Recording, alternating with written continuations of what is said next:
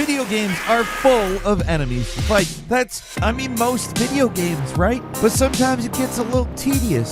Sometimes you wish there was another way. What if the enemies could get mad and turn on the other enemies? There are games where you can do this, and hi folks, it's Falcon. Today on GameRanks, that's exactly what we're talking about. 10 games where you can get enemies to fight each other. Let's start out with, I think, a pretty obvious but good version of it. Like, if there's one thing that the original Last of Us was missing, it was infected and hunters existing in the same place at the same time. Anytime where they were infected around people, it was always a scripted moment. You never got to do anything fun, like drag a clicker over to attack some bandits or whatever. And the introduction of actual infighting mechanics is one of the most unambiguous improvements added to the second game. Now you can get in three-way battles that are just way more dynamic and interesting. If you're sneaky enough, you can even unleash some infected on your enemies, watch them clear house, and mop up what's left.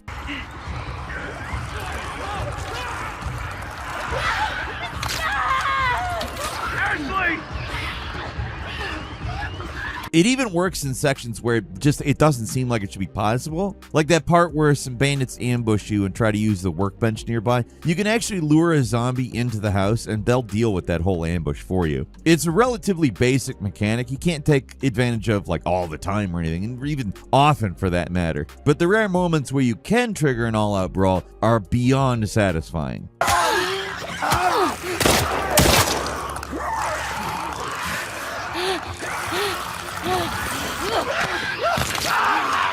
At number 9 is Cyberpunk 2077. Hacking in this game can be a ton of fun, especially once you got a powerful enough deck to use the Cyber Psychosis quick hack. The effect is simple and it is immediate. Anyone hit by it goes berserk for about 20 seconds, attacking everyone and everything in their line of sight.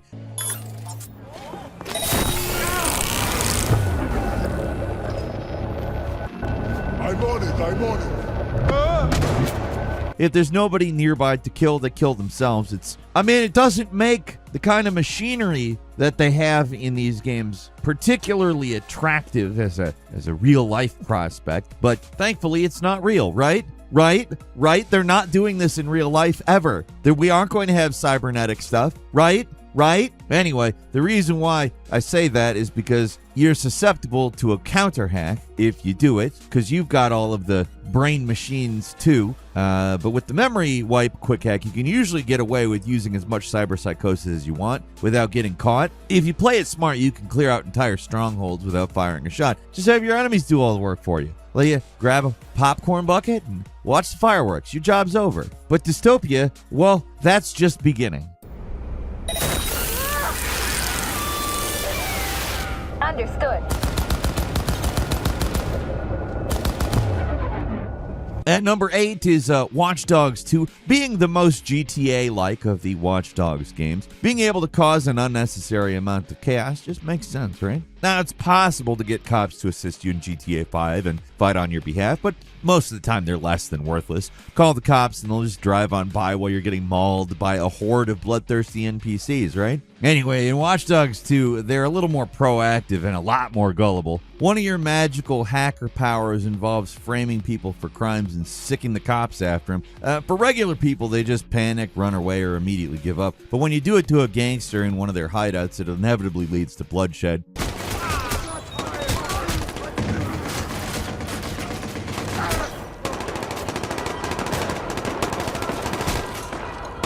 Like most NPCs in an open world game, life and death are meaningless to these dead-eyed killers. They'll start blasting at a moment's notice, and they don't care that they're about to get ventilated. San Fran cops and criminals, they're pretty hardcore. Not like those lazy Los Santos cops, you know? Anyway, usually calling the cops doesn't actually make anything easier for you. It makes the guards break patrol and go on high alert. Usually reinforcements get called and the boys in blue get wasted pretty quick, but it's fun to watch it all play out.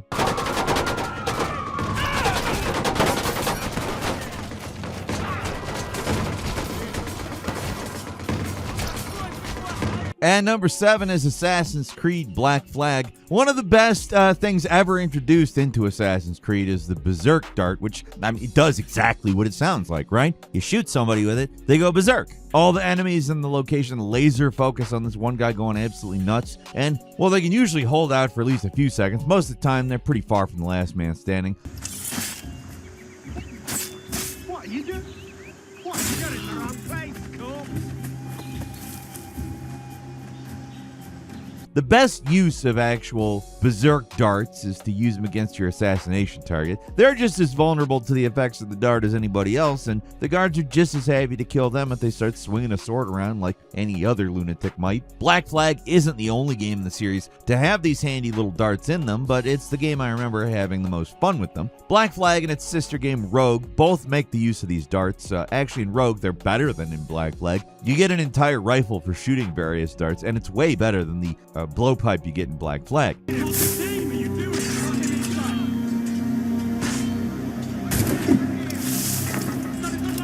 think I can hit him. You can't touch this. And number 6 is AI limit. Souls-likes love to have enemies fight each other, but usually it's relatively limited how it plays out. AI limit is another one of these games that's mostly doing the same thing. Only difference is there's a whole lot more of it. Unlike in most other games of its type, though, everyone doesn't immediately join forces when they notice you're around. The two main warring factions in AI limit are the Church and the Necros. They absolutely hate each other. If you're curious, I mean, I guess they would hate each other if you also were not curious, but either way. If there's a Necro within 100 yards of a Church guy, they can hunt him down, and well, they will.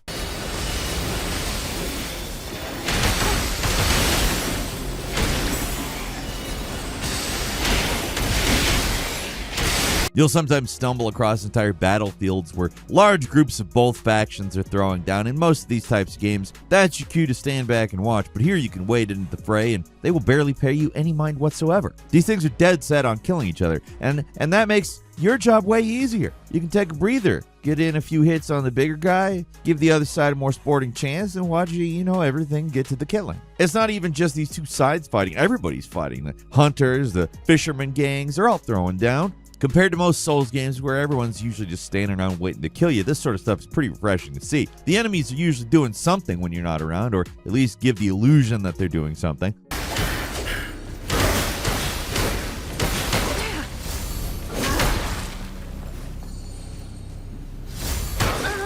At number 5 is Fallout 3. There's more than one way to start a fight in Fallout 3, but by far the easier and more entertaining way is to use this thing called the Mesmatron. You'll get it from the Slavers of Paradise Falls as a tool meant to capture NPCs that you can then turn around and sell, but it's a weapon that's not just good at stunning people in order to slap an explosive collar around their neck. It's also a great weapon for creating chaos. How this thing works is it can trigger 3 different effects 50% of the time. Just stuns whoever you shoot. They're standing there dazed for a few seconds. Not bad. 20% of the time their head just explodes. It's amusing but unrelated to getting dumb NPCs fighting. Also, I'll just say this too. If I had a 20% chance of getting my head blown up, the only way I would ever do it is if I was countered with like a 80% chance that I get $1 billion.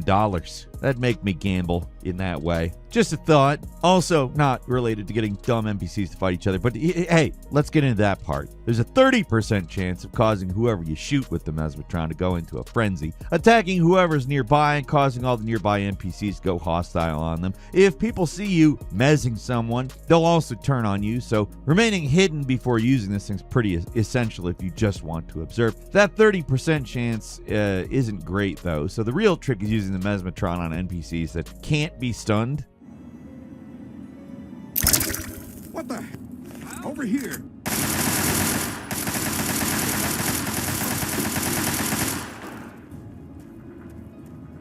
These include plot-critical characters or ones with their own side quests. It bumps up your chances of triggering their frenzy up to about 80%. You know, what would get me involved if instead of a frenzy, it were getting $1 billion. But you're much more likely to make them go nuts, which may not be great if you don't want to break a bunch of quests, but hey, if you want to watch the world burn, this is a good route. At number 4, it's Star Wars Dark Forces 3 Jedi Knight 2 Jedi Outcast. Is there enough subtitles for this game? I don't know. I'm not joking though. We are 4 levels deep in terms of titles: Star Wars, Dark Forces, Jedi Knight, Jedi Outcast. But if we're talking about layers deep, we can also get into one of the reasons why, well, Jedi Outcast is just one of the best of the bunch if you want to see AIs duke it out in brutal blood sport. Why? One simple reason, friends: console commands. This game lets you plop down as many stormtroopers and Jedi as you want, and you can watch.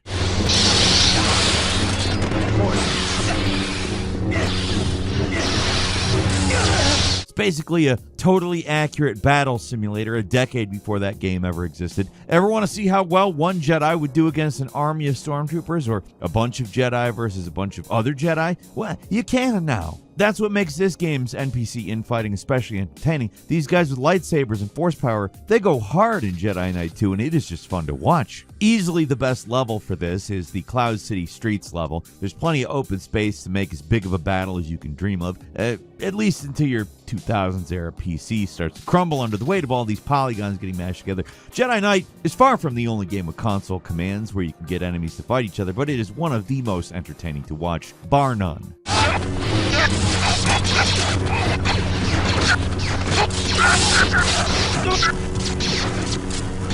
At number 3 is the Far Cry series. Who are the geniuses who keep capturing wild animals in Far Cry games and putting them in cages? What purpose does it really serve them? I mean, in Far Cry 3, you could kind of understand it. You were mainly fighting pirates, so I don't know, maybe they were selling exotic animals on the side? Sure, why not? That's pirate behavior. But everybody in every other Far Cry game has some really dangerous animal locked up in a nearby cage, and it just doesn't work out for them. Why do they do it? Why keep them around? Like, what? You're just making them mad by putting them in a cage. Why do it? You'd think after like the third time a saboteur snuck into one of your bases and shot the lock off the angry tiger cage, and the angry tiger inside the cage that you made angrier by putting in the cage came out of the cage and kills half the base, you'd think somebody would invest in better locks. Or, better yet, move the extremely aggressive killer animals away from the vital infrastructure. I don't know. I'm not an evil mastermind who really likes to monologue uncomfortably close to someone else's face. I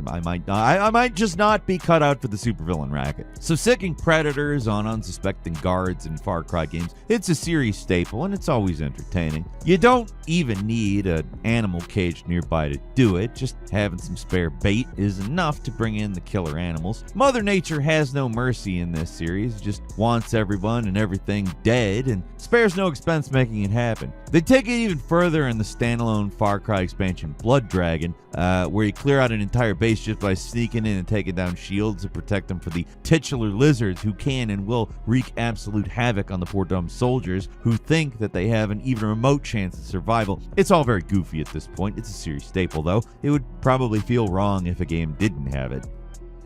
Moving on to number 2, it's Postal 2, a game where killing is not difficult. The whole point is that it throws all these tedious challenges to you that are as annoying as possible, so you're tempted to go on a rampage instead of doing what you're supposed to do, but on higher difficulties, getting to a firefight can be more trouble than it's worth. There is an easier way, though. Instead of firing that gun at whatever obnoxious NPC is nearby, just shoot straight up into the air. That sets every NPC nearby into self-defense mode, and they'll just start blasting away at everyone nearby, and I mean everyone. It can escalate pretty quickly, turns into entire maps of people trying to kill each other. It only gets worse when the police come in, try to keep the peace by shooting everyone. But since you don't actually technically kill anyone, your hands are clean. The entire town burns, but your hands are clean.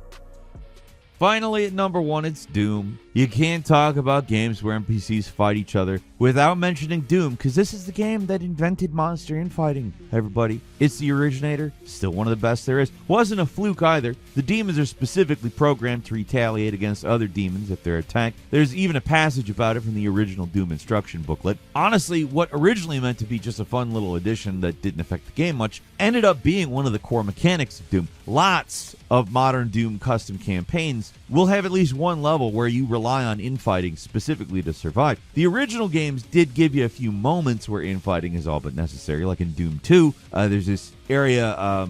It's a room containing a cyber demon and 16 barons of hell. It's in tricks and traps. If you trigger the cyber demon and watch it slowly rocket its way through the meat wall of monsters to get at you, that's kind of the only way to do it. But it's such a staple of the original Doom, it's kind of unusual how uncommon this feature is in FPS games. Most of the actual sequels don't even do it anymore. Like Doom Eternal has some fake monster infighting, but it's just for show. They never actually kill each other. OG Doom does do it. And Nintendo don't. I'm joking. There's probably some Nintendo thing where that's happened. It's just that OG Doom does it better than almost anything else out there. And that's all for today. Leave us a comment. Let us know what you think. If you like this video, click like. If you're not subscribed, now's a great time to do so. We upload brand new videos every day of the week. Best way to see them first is, of course, a subscription. Don't forget to enable notifications. And as always, thank you very much for watching this video. I'm Falcon. You can follow me on Twitter and book me on Cameo at Falcon the Hero. We'll see you next time right here on GameRanks.